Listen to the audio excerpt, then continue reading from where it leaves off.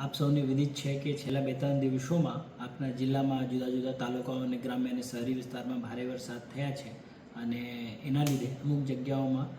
Temporary લેવલે પણ પાણી ભરાવની સમસ્યા બની હતી અને આપણા તંત્ર પ્રાંત અધિકારીથી માંડીને મામલેદારશ્રી અને તાલુકા વિકાસ અધિકારી અને નગરપાલિકા વિસ્તારોમાં ચીફ ઓફિસર બધા સ્થળ પર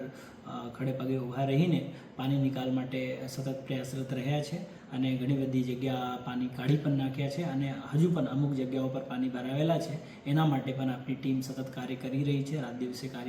કરી રહી છે. જેસીબી મશીનોનો ઉપયોગ કરવામાં આવેલ છે અને જે જગ્યા જરૂર પડ્યા છે ત્યાં આપને પમ્પિંગ મશીનરીના પણ ઉપયોગ કરીને તાત્કાલિક ધોરણે પાણી કાઢવા માટે કામગીરી ચાલુ છે.